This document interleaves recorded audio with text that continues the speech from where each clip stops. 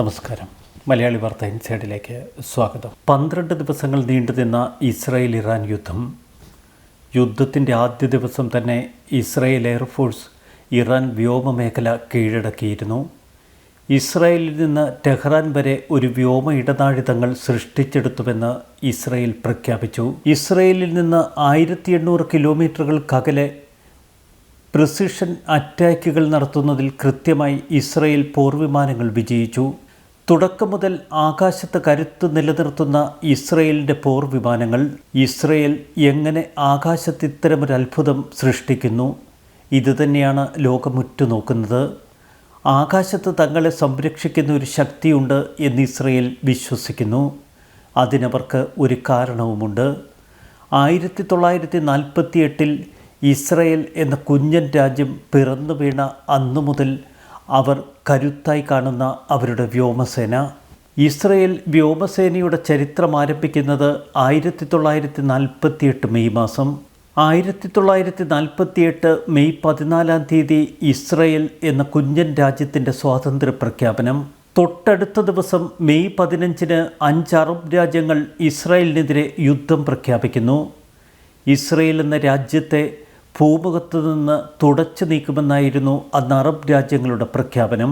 ഔദ്യോഗികമായി ഇസ്രായേലി വ്യോമസേന രൂപീകരിക്കുന്നത് 1948 മെയ് 26. പിറന്നു വീണ ഇസ്രായേലിൻ്റെ കയ്യിൽ ഒരൊറ്റ പോർവിമാനങ്ങളുമില്ല. എന്നാൽ അത്ഭുതകരമായ നേട്ടങ്ങളുടെ പട്ടികയാണ് പിന്നീട് അവരെ കാത്തിരുന്നത്. അതാവട്ടെ അസാധാരണമായ ഒരു വേഗതയിലും. ഇസ്രായേൽ എയർഫോഴ്സ് ആധുനിക ചരിത്രത്തിൽ അതുല്യമാണ്. കാരണം ഇസ്രായേൽ എയർഫോഴ്സ് ജനിച്ചു വീണത് ഒരു യുദ്ധത്തിന് നടുവിൽ. അതിൻ്റെ വ്യോമസേനയിലും സാങ്കേതിക ഉദ്യോഗസ്ഥരിലും ഭൂരിഭാഗവും ഇസ്രായേലികളെക്കാൾ വിദേശ സന്നദ്ധ പ്രവർത്തകരായിരുന്നു അതിൻ്റെ തുടക്കത്തിൽ. അതിനൊരു പ്രത്യേക കാരണവുമുണ്ട്. 1948 മെയ് 15 മുമ്പ് പാലസ്തീൻ ഭരിച്ചിരുന്ന ബ്രിട്ടൻ അന്ന് ബ്രിട്ടീഷ് റോയൽ ആർമിയിൽ പൈലറ്റുമാരായി തിരഞ്ഞെടുക്കപ്പെടുന്നവരിൽ ജൂതന്മാരെ അവർ ഒഴിവാക്കിയിരുന്ന കാലഘട്ടം. രണ്ടാം ലോകമഹായുദ്ധം അവസാനിക്കുമ്പോഴേക്കും വെറും 25 പേരിൽ താഴെ മാത്രം ജൂതന്മാർ മാത്രമേ റോയൽ എയർഫോഴ്സിൽ പൈലറ്റുമാരായുള്ളൂ. ചുരുക്കം ചിലർ മാത്രമേ എയർക്രൂ ട്രേഡുകൾ പോലും നേടിയിട്ടുള്ളൂ. 1947 നവംബർ മാസത്തിൽ തന്നെ ഹഗാന ഷെറൂട്ട് അവീർ എന്ന എയർ സർവീസ് സ്ഥാപിച്ചിരുന്നു. 1948 മെയ് 15 ഇസ്രായേൽ രാഷ്ട്രം പ്രഖ്യാപിക്കുകയും ഷെറൂട്ട് അവീർ ഇസ്രായേൽ എയർഫോഴ്സായി മാറുകയും ചെയ്തു. അന്ന് ലോകമഹായുദ്ധത്തിൽ സേവനമനുഷ്ഠിച്ച പ്രഗത്ഭമതികളായ പൈലറ്റുമാർ, അവരിൽ പലരും ഇസ്രായേൽ എന്ന രാജ്യത്തിന് തങ്ങളുടെ സഹായക ഹസ്തം വാഗ്ദാനം ചെയ്തു. സന്നദ്ധ പ്രവർത്തകരായി അവരുടെ ഒരു കൂട്ടായ്മയായിരുന്നു മച്ചൽ. ബ്രിട്ടനിൽ നിന്നുള്ള ഒരു റോയൽ എയർഫോഴ്സ് പൈലറ്റ്, ലോകമഹായുദ്ധ പൈലറ്റായിരുന്ന ഹാരി ഫ്രെഡി ഫ്രെഡ്കൻസ് ആയിരുന്നു ആദ്യകാല സന്നദ്ധ പ്രവർത്തകനായി ഇസ്രായേലിലെത്തിയത്. ബെൻ കുര്യൻ്റെ നിർദ്ദേശപ്രകാരം വിമാനങ്ങൾ സ്വന്തമാക്കാൻ അദ്ദേഹത്തെ ഇംഗ്ലണ്ടിലേക്ക് അയച്ചു. താമസിയാതെ നിരവധി പരിശീലന വിമാനങ്ങൾ വാങ്ങാൻ അദ്ദേഹത്തിന് കഴിഞ്ഞു. 1947 അവസാനത്തോടെ ഈ വിമാനങ്ങളുടെ യഥാർത്ഥ ലക്ഷ്യസ്ഥാനം വെളിപ്പെടുത്താതെ എങ്ങനെ ഇംഗ്ലണ്ടിൽ നിന്നും ഈ വിമാനങ്ങളെ പുറത്തു കടത്തണമെന്ന് അദ്ദേഹം ചിന്തിച്ചു. മറ്റൊരു പൈലറ്റ് ബ്രിട്ടനിൽ നിന്നുള്ള ജാക്ക് ഫ്രീഡ്മാൻ, അദ്ദേഹവും മച്ചൽ അംഗമായി ഇസ്രായേലിന് വേണ്ടി തൻ്റെ പ്രവർത്തനം വാഗ്ദാനം ചെയ്തു. നേരത്തെ പാലസ്തീനിൽ വിന്യസിച്ചിരുന്ന റോയൽ എയർഫോഴ്സിൻ്റെ അംഗമായിരുന്നു അദ്ദേഹം. ഹഗാനിയുടെ വ്യോമസേനയ്ക്ക് രഹസ്യമായി പ്രധാനപ്പെട്ട സഹായങ്ങൾ അദ്ദേഹം നൽകി. 1948 ഫെബ്രുവരി 20 റോയൽ എയർഫോഴ്സിൽ നിന്ന് രാജിവെച്ച് യാക്കോബ് ഫ്രെഡി ഇഷ്ഷാലോം എന്ന പേരിൽ ഷെറൂട്ട് അവീറിൽ ഔദ്യോഗികമായി ചേർന്നു. അന്ന് സ്ക്രാപ്പ് അവസ്ഥയിൽ അവർ വാങ്ങിയ റോയൽ എയർഫോഴ്സിൻ്റെ 20 വിമാനങ്ങൾ, അവ പറക്കാൻ ഒട്ടും യോഗ്യതയില്ലാത്തവ. ഈ വിമാനങ്ങളടക്കം സ്ക്രാപ്പ് ചെയ്ത പല വിമാനങ്ങളും പ്രവർത്തനക്ഷമമാക്കാൻ അദ്ദേഹത്തിൻ്റെ വൈദഗ്ധ്യത്തിന് കഴിഞ്ഞു. ഇസ്രായേൽ എന്ന രാജ്യം പിറക്കുമ്പോൾ അവരുടെ കയ്യിൽ പോർ വിമാനങ്ങൾ ഒന്നുമില്ല. പകരം സിവിലിയൻ ആവശ്യങ്ങൾക്കായി ഉപയോഗിക്കുന്ന ചില ചെറുവിമാനങ്ങൾ മാത്രം. അതായിരുന്നു അവരുടെ ആദ്യ കരുത്ത്. അവിടെ നിന്ന് ഇസ്രായേൽ വ്യോമസേന ഇന്ന് എത്തി നിൽക്കുന്നത് ഒരുപാട് തിളക്കങ്ങളുടെ പട്ടികയിലാണ്. World directory of modern military aircraft പ്രകാരം 129 വ്യോമസേനകളിൽ 9ാം സ്ഥാനമാണ് ഇസ്രയേലി എയർഫോഴ്സിന്. വ്യോമസേനയുടെ കൈവശം 581 വിമാനങ്ങളുണ്ട്. അതിൽ 251 എണ്ണം ആക്രമണ വിമാനങ്ങൾ, 128 ഹെലികോപ്റ്ററുകൾ, 10 ടാങ്കുകൾ, 23 പ്രത്യേക ദൗത്യ വിമാനങ്ങൾ, 15 ഗതാഗത വിമാനങ്ങൾ, 154 പരിശീലന വിമാനങ്ങൾ. ഇസ്രയേൽ ഓർഡർ ചെയ്ത 25 വിമാനങ്ങളിൽ F-35 യുദ്ധവിമാനങ്ങളും ഉൾപ്പെടുന്നു. ഇസ്രയേൽ ലോക്ക്ഫീഡ് മാർട്ടിനുമായി $3 ബില്യൺ കരാറിൽ ഏറ്റവും ഒടുവിൽ ഒപ്പുവെച്ചു. ആകാശത്ത് വെച്ച് ഇന്ധനം നിറയ്ക്കാതെ തന്നെ ഇസ്രയേലിൻ്റെ F-35 വിമാനങ്ങൾക്ക് Syria, Iraq, Lebanon, Jordan, Egypt, Turkey, Saudi Arabia എന്നിവിടങ്ങളിലെ ലക്ഷ്യങ്ങൾ ആക്രമിക്കാൻ കഴിയും. ആകാശത്ത് ഇന്ധനം നിറയ്ക്കാതെ തന്നെ ഇറാനിനുള്ളിലെ ലക്ഷ്യങ്ങൾ ആക്രമിക്കുന്നതിനായി ഇസ്രയേൽ തങ്ങളുടെ F-35 വിമാനങ്ങളുടെ ശ്രേണി വർദ്ധിപ്പിക്കാനൊരുങ്ങുന്നു. രണ്ടാം ലോകമഹായുദ്ധത്തിന് ശേഷം ഇസ്രയേലിനാണ് ഏറ്റവും കൂടുതൽ അമേരിക്കൻ വിദേശ സഹായം ലഭിച്ചത്. പ്രധാനമായും പ്രതിരോധ രംഗം വളർത്താനാണ് ഇസ്രയേൽ ഈ തുക വിനിയോഗിച്ചതും. മാർച്ച് വരെ $158 ബില്യൺ ഉഭയകക്ഷി സഹായവും മിസൈൽ പ്രതിരോധ ധനസഹായവും ഇസ്രയേലിന് നൽകിയിട്ടുണ്ട്. 1948 മെയ് 15 അറബ് രാജ്യങ്ങൾ പ്രഖ്യാപിച്ച യുദ്ധപ്രഖ്യാപനത്തിന് തൊട്ടു പിന്നാലെ ഇസ്രയേലിന് വലിയ സഹായ വാഗ്ദാനവുമായി മച്ചൽ സംഘമെത്തി. ഏകദേശം 16 വിദേശ രാജ്യങ്ങളിൽ നിന്ന്, പ്രധാനമായും ആംഗ്ലോ സാക്സൺ രാജ്യങ്ങളിൽ നിന്ന് ഇസ്രായേലിൻ്റെ സ്വാതന്ത്ര്യയുദ്ധത്തിൽ അവരെ സഹായിക്കാൻ സന്നദ്ധരായി എത്തിയവർ. ടെൽ-അവീവിനടുത്തുള്ള എസ്റ്റിഡോ എയർഫീൽഡിൽ പ്രവർത്തിക്കുന്ന നമ്പർ 1 സ്ക്വാഡ്രനായിരുന്നു ഇസ്രയേൽ എയർഫോഴ്സിൻ്റെ ആദ്യ സ്ക്വാഡ്രൺ.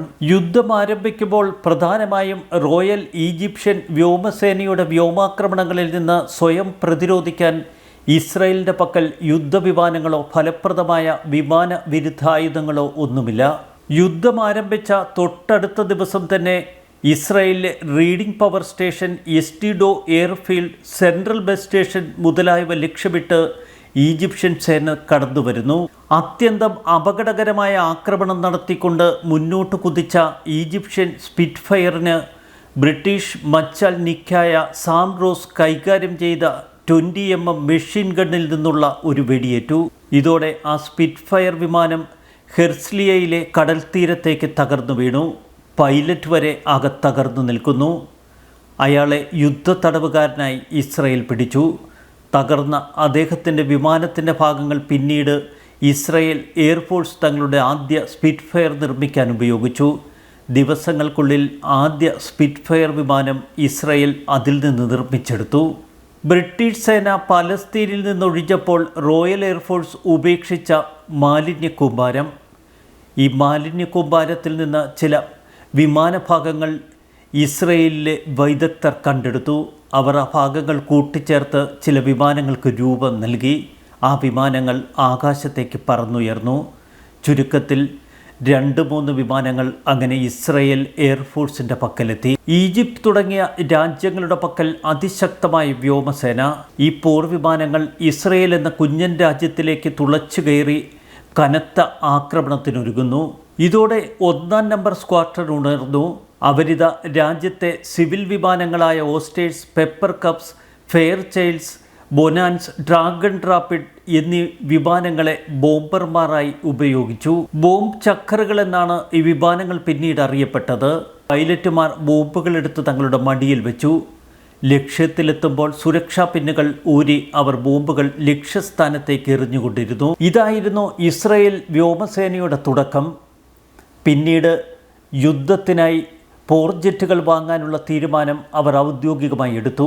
എല്ലാം ദിവസങ്ങളുടെ ഇടവേളകളിൽ. ഒടുവിൽ ചെക്കസ്ലോവാക്യയിൽ നിന്ന് 25 എവിയ S-199 വിമാനങ്ങൾ സ്വന്തമാക്കുന്നതിൽ ഇസ്രയേൽ വിജയിച്ചു. 1948 മെയ് 2-ാം പകുതി 4 എവിയ S-199 വിമാനങ്ങളുടെ ആദ്യ ബാച്ച് വിഘടിപ്പിച്ച് ക്രേറ്റുകളിൽ പാക്ക് ചെയ്ത് C-46 കർട്ടിസ് കമാൻഡോ വിമാനങ്ങളിൽ ചെക്കോസ്ലോവാക്യയിൽ നിന്ന് ഇസ്രയേലിലേക്ക് കൊണ്ടുവരുന്നു. മെയ് 23-ന് ഇസ്രയേലിൽ കൂട്ടിച്ചേർക്കാനായി ആദ്യ S-199 എന്ന വിമാനത്തിൻ്റെ ഭാഗങ്ങളും ഫ്യൂസ്ലേജും ഇഞ്ചിനുമായി ചെക്കോസ്ലോവാക്യയിൽ നിന്ന് ഇസ്രയേലിലേക്ക് പറന്ന air transport command C-46 Curtiss commando വിമാനം ടെലിനോഫ് സ്റ്റെഡോവ് എയർഫീൽഡുകളെ മൂടിയ കനത്ത മൂടൽമഞ്ഞിൻ്റെ ഫലമായി ഈ വിമാനം തകർന്നു വീണു. Navigator Moshe റോസൻബോം കൊല്ലപ്പെടുന്നു. റേഡിയോ ഓപ്പറേറ്റർക്കും പരിക്കേറ്റു. വിമാനവും അതിൻ്റെ ചരക്കും പൂർണ്ണമായി നശിച്ചു. ദുഃഖകരമെന്ന് പറയട്ടെ, ആദ്യത്തേതും വളരെ വിലപ്പെട്ടതുമായ S-199 സ്വന്തം ശക്തിയിൽ പറക്കുന്നതിന് മുൻപ് തന്നെ അവർ നശിക്കപ്പെട്ടു. പിന്നീട് വീണ്ടും ഇതേ 199 വിമാനങ്ങൾ പാർട്സുകളായി അഴിച്ച് പായ്ക്ക് ചെയ്ത് C-46 കർട്ടീസ് കമാൻഡോ വിമാനങ്ങളിൽ ചെക്കോസ്ലോവാക്യയിൽ നിന്ന് ഇസ്രയേലിലേക്ക് കൊണ്ടുവരുന്നു. ചെക്കോസ്ലോവാക്യയിൽ നിർമ്മിച്ച എവിയ S-199 എന്ന വിമാനം ജർമ്മൻ ലുഫ്റ്റാഫെയുടെ Mi-109 എന്ന വിമാനത്തിൻ്റെ വളരെ നിലവാരം കുറഞ്ഞ പതിപ്പായിരുന്നു. വിമാനത്തിൻ്റെ പാർട്സുകൾ ഇസ്രയേലിലേക്ക് കൊണ്ടുവരികയും അവ കൂട്ടിയോജിപ്പിച്ച് പൂർണ്ണ യുദ്ധവിമാനങ്ങളാക്കി മാറ്റുകയും ചെയ്തു ഇസ്രയേൽ വ്യോമസേന. പിന്നീട് ലോകം കാണുന്നത് ഇസ്രയേൽ വൈമാനികരുടെ അതിശക്തമായ ആക്രമണത്തെയാണ്. S-199 വിമാനശ്രേണി ഉപയോഗിച്ച് ഇറാഖിൻ്റെയും ഈജിപ്തിൻ്റെയും ഒക്കെ പോർ വിമാനങ്ങളെ അവർ അടിച്ചിട്ടു. ഡോഗ് ഫൈറ്റ് പോലും അന്ന് ലോകത്തിന് മുന്നിൽ ഇസ്രയേൽ അവതരിപ്പിച്ചു. തുടർന്നുള്ള മാസങ്ങളിൽ കൂടുതൽ പൈലറ്റുമാർ ചെക്കോസ്ലോവാക്യയിലെത്തി S-199 എന്ന വിമാനത്തിൻ്റെ പരിവർത്തന കോഴ്സ് പൂർത്തിയാക്കി. കൂടുതൽ വിമാനങ്ങളും സ്ക്വാഡ്രണിൽ ഉൾപ്പെടുത്തി. ഒരു വശത്ത് യുദ്ധം പുരോഗമിക്കുന്നു, മറുവശത്ത് വ്യോമസേന അതിൻ്റെ കഴിവുകൾ വികസിപ്പിച്ചുകൊണ്ടിരുന്നു. വിദേശത്ത് നിന്ന് കൂടുതൽ യോഗ്യതയുള്ള സന്നദ്ധ സേവകരെ വ്യോമസേനാംഗങ്ങളായി എത്തിച്ചുകൊണ്ടിരുന്നു. ചെക്കോസ്ലോവാക്യയിൽ നിന്നുള്ള ഓപ്പറേഷൻ ബാലക് എന്നറിയപ്പെട്ട എയർബ്രിഡ്ജ് ആ യുദ്ധത്തിൽ ഇസ്രയേൽ എയർഫോഴ്സിൻ്റെ ഏറ്റവും പ്രധാനപ്പെട്ട നേട്ടങ്ങളിലൊന്നായി. പ്രതിസന്ധിയിലായ ജൂതരാഷ്ട്രത്തിലേക്ക് ആദ്യ യുദ്ധവിമാനങ്ങളും മറ്റ് അത്യാവശ്യ ഉപകരണങ്ങളുമൊക്കെ എത്തിച്ചത് ചെക്കോസ്ലോവാക്യ. രണ്ടാം ലോകമഹായുദ്ധകാലത്ത് പരിചയസമ്പന്നരായ മച്ചൽ അംഗങ്ങൾ മാത്രമായിരുന്നു ഇസ്രയേൽ വ്യോമസേനയുടെ കരുത്ത്. തുടർന്ന് 1948 മെയ് 29 ടെല്ലവീവിലേക്കുള്ള ഈജിപ്ഷ്യൻ സൈന്യത്തിൻ്റെ മുന്നേറ്റം തടയാൻ IAF-ന് കഴിഞ്ഞു. തുടർന്ന് റഡാർ സ്പെഷ്യലിസ്റ്റുകളും വ്യോമസേനയിലെ സാങ്കേതിക ഉദ്യോഗസ്ഥരുടെ എണ്ണത്തിലുമൊക്കെ വലിയ വർധനവ്. ആ യുദ്ധത്തിൽ ഇസ്രയേലിന് നഷ്ടപ്പെട്ടത് 33 വ്യോമസേന വിമാനയാത്രക്കാരെ, അതിൽ 17 പേർ മച്ചലംഗങ്ങൾ. തീവ്രയുദ്ധം ഒരു വശത്ത് നടക്കുമ്പോൾ മറുവശത്ത് പൈലറ്റുമാർക്കുള്ള പരിശീലനം നൽകുന്നത് വെറും ദിവസങ്ങളുടെ ദൈർഘ്യത്തിൽ മാത്രം. ചെക്കോസ്ലോവാക്യയിലേക്ക് പരിശീലനത്തിനുള്ള പൈലറ്റുമാരെ അയക്കും. 2-3 ദിവസം കൊണ്ട് അവർക്ക് വിദഗ്ധ പരിശീലനം നൽകി വീണ്ടും ഇസ്രയേലിലേക്ക് മടക്കിക്കൊണ്ടുവരും. അവരുടെ കയ്യിലേക്ക് S-199 പോർ വിമാനങ്ങൾ ഇസ്രയേൽ വ്യോമസേന വെച്ചുകൊടുത്തു. ഈ ചെറുവിമാനങ്ങൾ കൊണ്ട് ഇസ്രയേൽ പൈലറ്റുമാർ നിരവധി ഈജിപ്ഷ്യൻ വിമാനങ്ങൾ അടിച്ചിട്ടു. മെയ് 30 തുൽക്കർമിന് സമീപം ജോർദാനിയൻ സേനയെ ആക്രമിക്കുന്നതിലും ഇസ്രയേൽ വ്യോമസേന അന്ന് വിജയിച്ചു. അന്ന് ഇസ്രയേലിൻ്റെ പക്കലുള്ള ഹെർസ്ലിയ വിമാനത്താവളം, അതിന് ചുറ്റുമുള്ള താൽക്കാലിക സ്ട്രിപ്പിലേക്ക് വൈമാനികരെയും സാങ്കേതിക വിദഗ്ധരെയും ഒക്കെ താമസിപ്പിച്ചു. മുൻനിരകളിൽ നിന്ന് അല്പം പിന്നോട്ട് മാറി ഹെർസ്ലിയയ്ക്ക് ചുറ്റുമുള്ള ഓറഞ്ച് തോട്ടങ്ങൾ. ശത്രുത ആരംഭിച്ചതിന് ശേഷം ഒരു പ്രത്യേക ലക്ഷ്യത്തോടെ ഈ ഓറഞ്ച് തോട്ടത്തിനുള്ളിൽ ഒരു സ്ട്രിപ്പ് നിർമ്മിക്കുന്നു. ഔദ്യോഗികമായി പ്രസിദ്ധീകരിച്ച ഭൂപടങ്ങളിലൊന്നും ഈ സ്ട്രിപ്പ് ദൃശ്യമല്ല. ഇസ്രയേലിൻ്റെ ഒരു രഹസ്യ വ്യോമതാവളമായിരുന്നു അത്.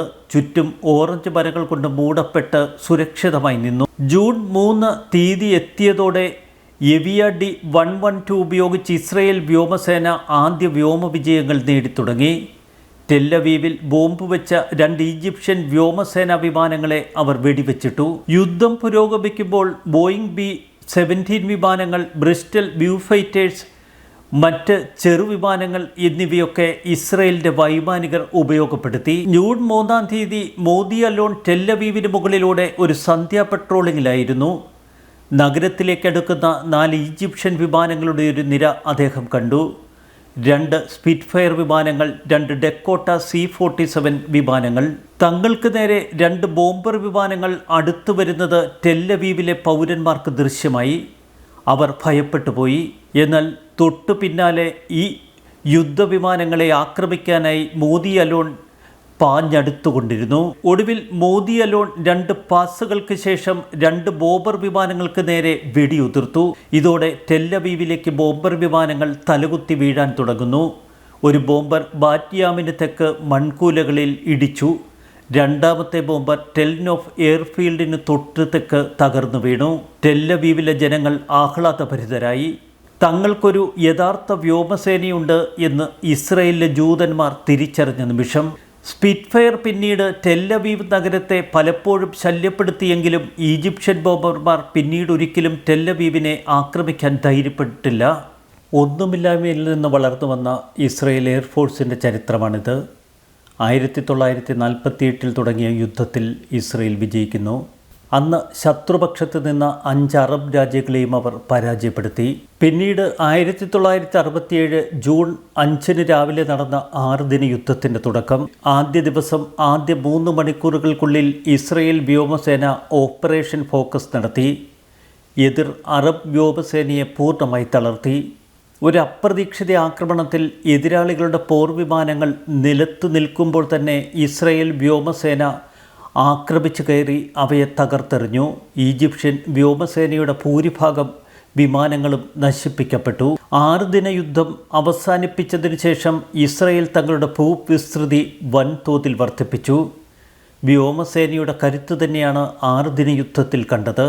പിന്നീട് നടന്ന യോം കിപ്പൂർ യുദ്ധത്തിലും ഇസ്രയേൽ വ്യോമസേന അവരുടെ കരുത്ത് കാട്ടി. ലെബനൻ യുദ്ധത്തിലും ഹമാസുമായുള്ള പോരാട്ടത്തിലുമൊക്കെ ഇസ്രയേൽ എയർഫോഴ്സിൻ്റെ കരുത്താണ് ലോകം കാണുന്നത്. ലോകത്തിലെ ഏറ്റവും മികവുറ്റ പോർവിമാനങ്ങൾ തങ്ങളുടെ സാങ്കേതിക വിദ്യയിൽ വീണ്ടും രൂപകൽപ്പന ചെയ്ത് തങ്ങളുടെ വ്യോമസേനയുടെ ഏറ്റവും മികച്ച പോർമുനകളാക്കി ഇസ്രയേൽ മാറ്റുന്നു. 82 ലെബനൻ യുദ്ധത്തിലും ഓപ്പറേഷൻ വുഡൻ ലെഗിലുമൊക്കെ ഇസ്രയേൽ വ്യോമസേന തന്നെയാണ് കുതിച്ചത്. 1990-കൾക്ക് ശേഷം അത്യാധുനിക വിമാനങ്ങളുടെ വലിയ ശ്രേണി അവർ സ്വന്തമാക്കി. വീണ്ടും 2006 ലെബനൻ യുദ്ധത്തിലും ഗാസ ഇസ്രയേൽ യുദ്ധത്തിലുമൊക്കെ ഇസ്രയേൽ വ്യോമസേനയുടെ കരുത്ത് ലോകം കണ്ടു.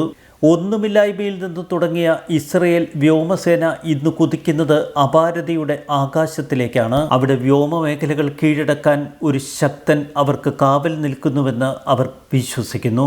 2012 നവംബറിൽ ഇസ്രയേൽ എയർഫോഴ്സ് നടത്തിയ operation pillar of defence, 2014 operation protective edge, 2021 May മാസത്തിൽ operation guardian of the walls, 2017 Syrian ലക്ഷ്യങ്ങൾക്ക് നേരെ ഇസ്രയേൽ വ്യോമസേനയുടെ ആക്രമണം, വീണ്ടും 2017 സിറിയയുടെ നിരവധി ലക്ഷ്യങ്ങൾ ആക്രമിച്ച് കീഴ്പ്പെടുത്തുന്ന ഇസ്രയേൽ വ്യോമസേന.